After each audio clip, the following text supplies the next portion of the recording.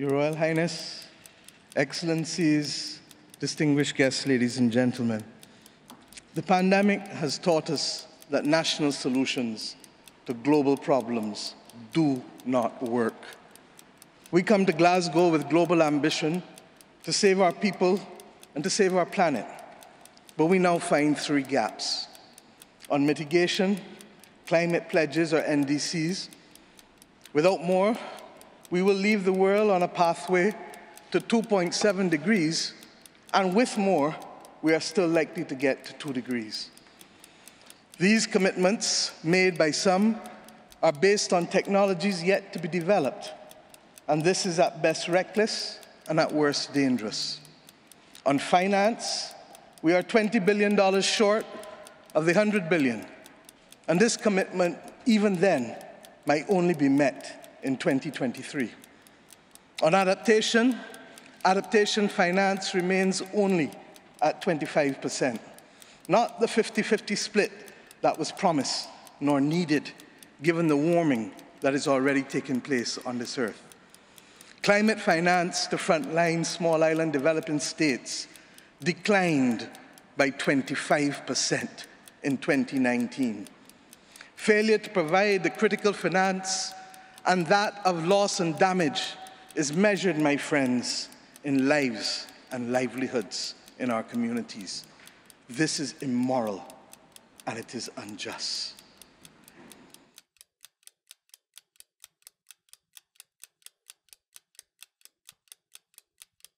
What is absolutely clear from the maths and the science, regardless of our political position, is that we have no hope of holding to 1.5 or even 2 degrees centigrade of warming unless we address the really thorny, difficult issue of equity head on. Now, what do I mean here by equity? Well, most of the emissions, over half of the emissions, come from just 10% of the global population. And a large proportion of those, of course, are in the wealthy parts of the world. But let's also not shy away from the fact that some of the poorer parts of the world, particularly some of the transition economies, the very wealthy people in those societies are also incredibly high emitters. So equity between nations is absolutely key.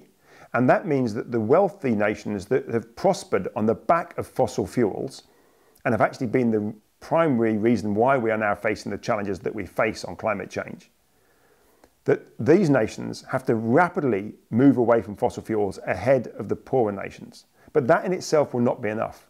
They also need to provide significant financial transfer, reparation as I call it, is not aid, is what we owe the poorer parts of the world, to one, help deal with the impacts that we have knowingly chosen to impose upon them, but also so that they can leapfrog over the fossil fuel era to have a very clean, zero carbon, sustainable energy system, unlike what we have here in the global north, where we still have a very fossil fuel rich energy system. But the equity lens needs to be focused in even further, because even within countries we see deep inequity. If you take a country like the US, the UK, much of continental Europe, Australia, many parts of the world, they're the high emitting countries. Within those countries themselves, the emissions come from the lifestyles of the relatively wealthy. So even within countries, we have to say, well, it's not that everyone is an equal part of this. The emissions need to be driven out of the relatively wealthy in our society. And who are the relatively wealthy in our society? They're the climate professors. They're the journalists, the legal people, the entrepreneurs, the policymakers. All the people that frame the climate debate are in the high emitting category, which is one of the reasons why we almost never hear about equity within countries. We barely hear about equity between countries. Issues of fairness and issues of responsibility are really key. We're not all in this together. Relatively small groups of people are responsible for most of the emissions and are also both geographically and financially insulated from the early impacts of climate change. Eventually, climate change will impact on us all.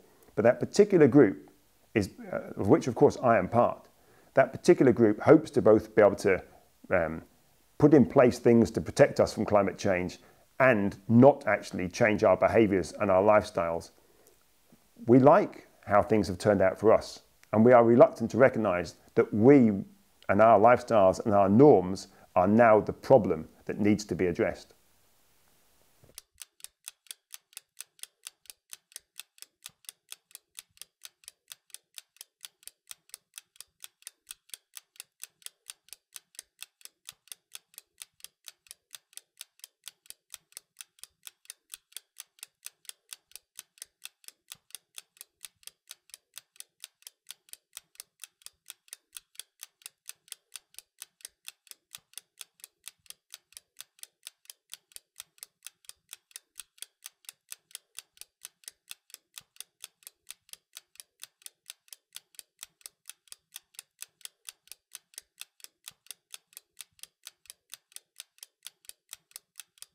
We hear about this $100 billion per annum that the rich countries should be giving to the poorer countries. Now, the first thing to realise that $100 billion is a small crumb that has fallen from the table where the feast is going on of the wealthy countries.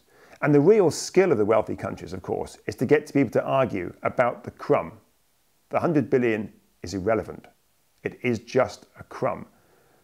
The real issue we need to be arguing about is who is feasting at the table and how do we more fairly spread out that bounty that we have on the table. And that's the question that we need to be asking. And we've been distracted by this $100 billion. We're talking about moving trillions of dollars from the wealthy parts of the world to the poorer parts of the world. And I think it is again key here that the wealthy countries will not engage in this of their own volition. They will need to be dragged kicking and screaming. So the poorer parts of the world need to be putting significant pressure on the wealthy parts of the world to really address the equity issue. But also within the wealthy parts of the world, those people who are deeply concerned about climate change need to also recognise how key equity is to addressing these issues and should be pushing our own governments to do far more than the lip service that they have offered so far. And this is true not just in the US, this is true across the EU, who's doing very little on this, the UK that pretty much ignores these equity issues. So there are no progressive, so-called progressive countries that are showing leadership either on climate change in terms of technologies or in terms of this equity debate.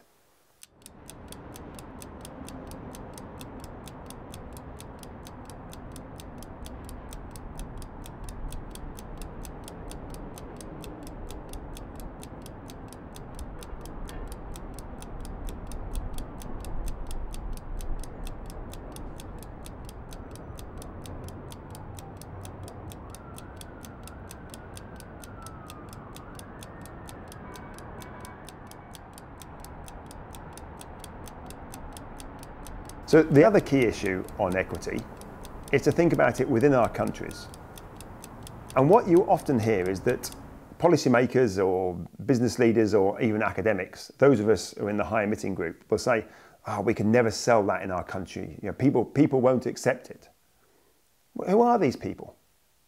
If we are to solve climate change, then what we're talking about are putting in place technologies that are going to improve the quality of our houses. So to retrofit, to make suitable for the 21st century for heating and for cooling our current houses. So that's a lot of engineering work, a lot of jobs.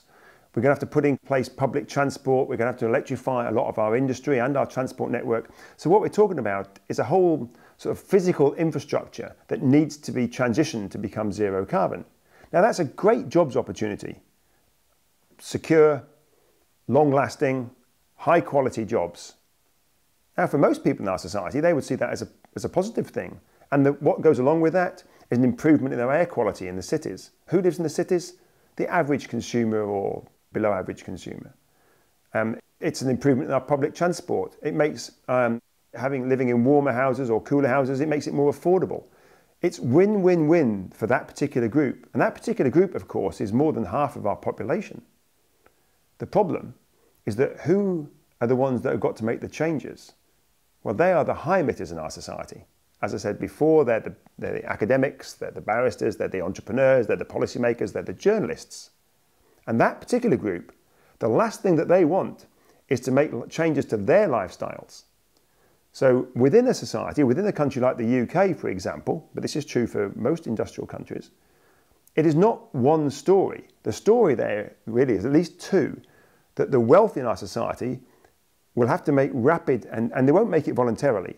We need regulations that drive rapid social change in our lifestyles and our norms.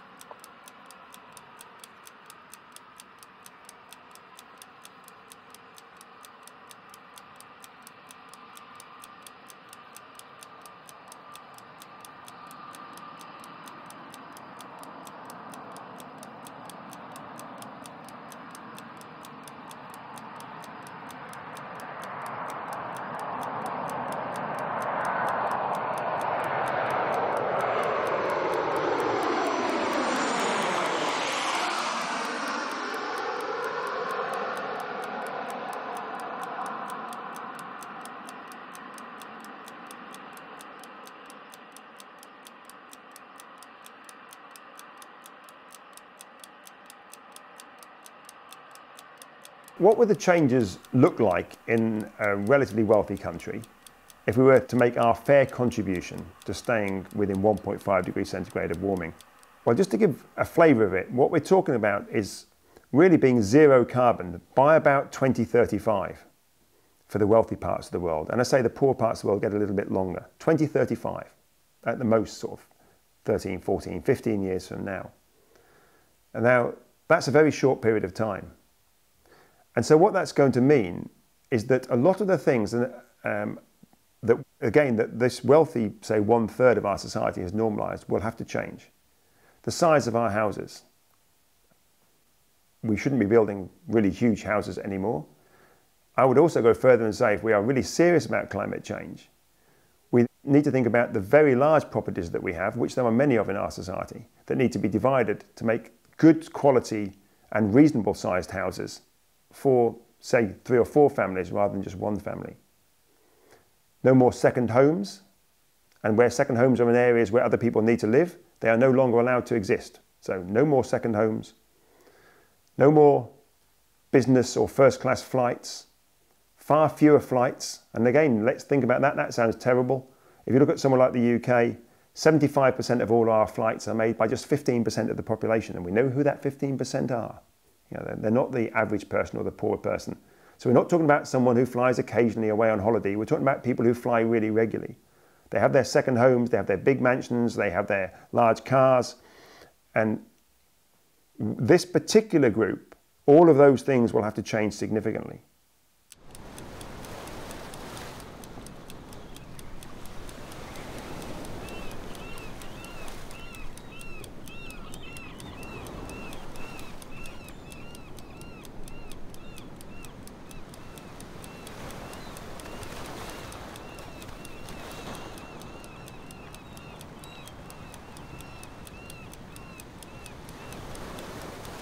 What a lot of people say, well, that's not possible, that's a revolution.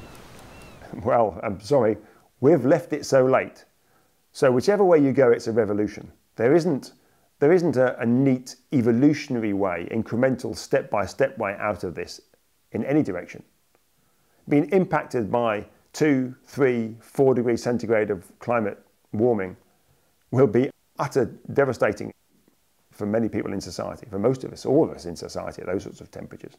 So the responses that we have then will have to be revolutionary, and they'll be revolutionary, chaotic, uncontrolled, and full of suffering.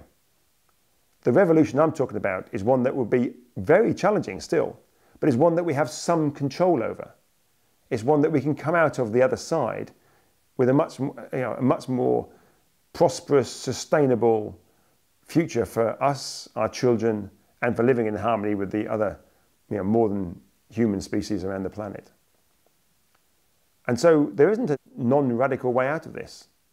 There would have been if we started in 1990. We chose not to. We chose not to in 2000. We chose not to in 2010. We chose not to in 2020. And we are now reaping the repercussions of not driving action over 30 years. So radical change is inevitable now, whichever way we go. And I think to choose radical change that is at least in some way organised and structured and involves much less suffering, is far more preferable than leaving the climate to run havoc around the planet with all the suffering and ecological collapse that will create.